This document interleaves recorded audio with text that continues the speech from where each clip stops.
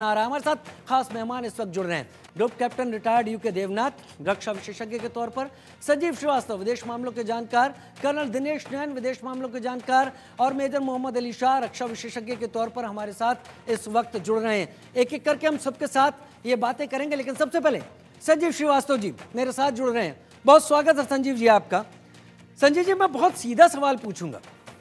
मोहम्मद यूनुस ये शायद दुनिया में पहला एक अलग देश है जिसका लीडर इस वक्त नोबेल पीस प्राइज विनर है, और वहां पर क्लींजिंग की जा रही है। एथनिक हिंदूज खत्म कर दीजिए, इधर कन्वर्ट और रन अवे, भागो या कन्वर्ट हो जाओ। और उसके बाद उन लोगों को छोड़ना, परेश बरुआ को, महफूज आलम को उन्होंने फ्री छोड़ दिया, या बाकी लोगों को एक एक करके, बाबर लुफ्तजुमा को छोड़ रहे हैं जो कि भारत में 10 ट्रक अवैध हथियार भेजने का आरोपी है। आखिर मोहम्मद यूनुस क्यों टकराना चाह रहे हैं भारत से? मोहम्मद यूनुस के पीछे हाथ किसका है? 6 महीने में आरक्षण से भारत से सीधी टकराहट ये लेने के पीछे जो ताकत है वो क्या है? मोहम्मद यूनुस को तो समझ चुके। देखिए राजीव जी, मोहम्मद यूनुस और बांग्लादेश का जो वर्तमान में जो एस्टेब्लिशमेंट है वो कट्टरपंथियों के प्रभाव में आता जा रहा है। ये बात बहुत स्पष्ट रूप से दिखती है। और ये जो जिस तरीके के घटनाक्रम हाल के समय में सामने आए हैं, जाहिर है कि वो एक रेडिकल इस्लामिस्ट, जिहादी, अतिवादी, आतंक परस्त जो एलिमेंट्स हैं उनका इसमें उनकी पूरी साजिश रही, जिसकी वजह से शेख हसीना की सरकार को अपदस्थ होना पड़ा। शेख हसीना को देश छोड़ने पर इन्होंने मजबूर कर दिया और अवामी लीग के समर्थकों को लगातार टारगेट किया गया। साथ ही साथ ये जो मोहम्मद यूनुस की सरकार जब आई तो इसने ये कहा कि हम तो निष्पक्ष रूप से कार्य करेंगे, और जाहिर है कि उन्होंने शांति का और एक नोबेल पुरस्कार का जो मुखौटा लगा रखा था उसको आगे रख करके इन कट्टरपंथियों ने जो है अपनी साजिशों को लगातार जारी रखा है। और अब ऐसा लगता है कि जो बांग्लादेश का जो पूरा एस्टेब्लिशमेंट है, वहां की कोर्ट जिस तरीके के फैसले सुना रही है, पुराने जितने भी कन्विक्टेड टेररिस्ट है, एक्सट्रीमिस्ट है, उनको एक एक करके छोड़ रही है। चाहे वो अभी परेश बरुआ का, जिनको की मौत की सजा सुनाई गई थी, और उसके पहले जसीमुद्दीन रहमानी जो कि अल अनुसार बांग्ला टीम का मुखिया था और 11 वर्षों से जेल में था, उसे भी छोड़ दिया।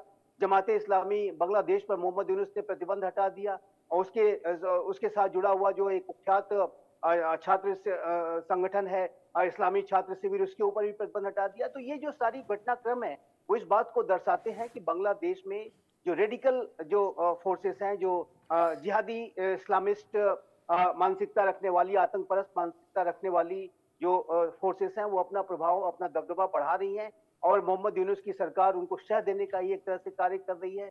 और वहां का जो एस्टेब्लिशमेंट में जैसे निर्णय आ रहे हैं, वहां के कोर्ट्स के जैसे फैसले सुना रहे हैं, उससे स्पष्ट है कि बांग्लादेश में आने वाले समय में लोकतंत्र का जो भविष्य है बहुत ही अंधकारमय दिखाई देता है। मेजर शाह मेरे साथ इस वक्त जुड़े हुए हैं। लोकतंत्र का भविष्य अंधकार में दिखाई पड़ता है, उसकी तस्वीरें तो हम सारे के सारे इस वक्त देख ही रहे हैं। मेजर शाह, आखिर क्यों टकराने की कोशिश कर रहा है मोहम्मद यूनुस नाम का ये शख्स? बांग्लादेश अपनी हैसियत जानता है। बांग्लादेश को 4000 किलोमीटर भारत की सीमा से निपटना है। अगर वो इस तरीके का कोई कदम उठाता है, थोड़ा हिस्सा जो उसका बर्मा के साथ या म्यांमार के साथ लगा है, वहाँ अराकान आर्मी ने ऐसी की तैसी कर रखी है, बाकी पड़ता है समुद्र का हिस्सा। आखिर क्या वजह है बांग्लादेश की इन कदमों के पीछे?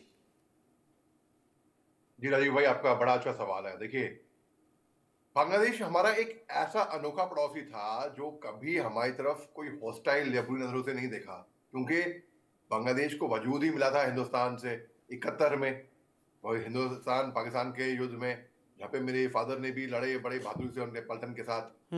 अब बड़ी ही निराशा की बात है कि शेख हसीना की गवर्नमेंट के जाने के बाद 4 दिन के बाद वहां पे हिंसा शुरू हो गई।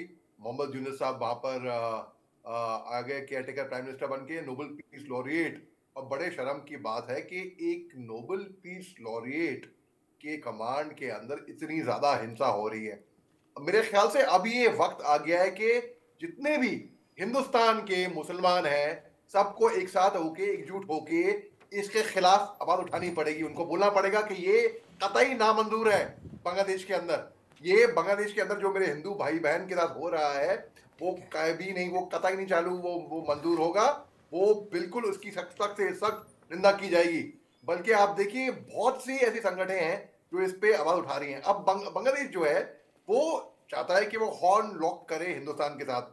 आपको मैं एक एग्जाम्पल देता हूँ राजीव जी, जो शक्कर हो गई या जो चावल या प्याज आलू बेसिक्स जो है, जो हिंदुस्तान के साथ उनकी ट्रेड थी, उनकी इकोनॉमी हिंदुस्तान की तरफ काफी निर्भर थी, वही ट्रेड प्याज हो, आलू हो, शक्कर हो, वो चाह रहा है चीन, पाकिस्तान, तुर्की या वेस्टर्न में कोई यूरोप देश को कोई इसको देखे। और वो चाह रहा है कि अब देखिए चीन के साथ वो ट्रेड कर रहा है, डिफेंस डील कर रहा है लड़ाकू विमान की, लेकिन वो लड़ाकू विमान एक संदेश हुआ दिखाने के लिए हमारा दमखम बढ़ रहा है, लेकिन हमारा वो अगर तुलना कर रहा है हमारे साथ तो भूल जाओ। तो हम उसको अपना छोटा बच्चा समझते हैं और वो ही रहेंगे वो। तो बांग्लादेश को कोई टक्कर है ही नहीं हिंदुस्तान के साथ, कोई कंपैरिजन है ही नहीं, पहली बात तो।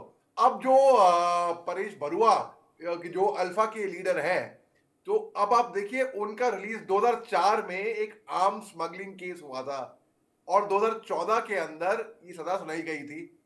परवेश बरुआ जो माना जाता है कि चीन के अंदर बैठे हुए हैं, एब्सेंशिया के अंदर, बांग्लादेश के अंदर इनको सजाए मौत हुई थी, वो उम्र कैद में तब्दील कर दी। इनके यही नहीं और भी लोग, उनको भी जो हिंदुस्तान के खिलाफ, मतलब परेश बरुआ अभी बांग्लादेश में है नहीं, बस कहा जाता है कि बांग्लादेश की जेल में है। ये कुछ पता ही नहीं कहां पर है। कोई कहता है कि चीन के अंदर है, तो कोई कहता है शायद हो सकता है अगर बांग्लादेश ये सजा सुना रहा है तो हो सकता है कि बांग्लादेश के जेल के अंदर हो, लेकिन कुछ कंफर्मेशन नहीं है इसके ऊपर। अब आप देखिए जो 2011 में alpha United liberation front of Assam, ये स्प्लिट हो गई थी दो भागों में, दो फैक्शन के अंदर। जो प्रोटॉक ग्रुप था वो लेड हुआ था वो अरबिंदा राजखोवा ने, वो उन्होंने चूज किया कि वापस असम आए बाहर देश से और एंगेज करे पीस नेगोशिएशन में, पीस टॉक्स में। और कॉन्ट्रास्ट में जो अल्फा के जो इंडिपेंडेंट के जो कमांडर थे परेश बरुआ, उन्होंने ये रिजेक्ट कर दिया ये डील ऑफर कि नेगोशिएशन नहीं होगी, अल्फा वैसी रहेगी। खैर बांग्लादेश एक के बाद एक कदम उठा रहा। मैं आता हूं और डिटेल में आता हूं। मेरा मुद्दा इस वक्त बांग्लादेश है और ये समझना, अपने दर्शकों को समझाना कि बांग्लादेश ऐसा कर क्यों रहा है। लेकिन एक बड़ी खबर ले लूं, उसके बाद कर्नल दिनेश नैन आपका रुख करता हूं।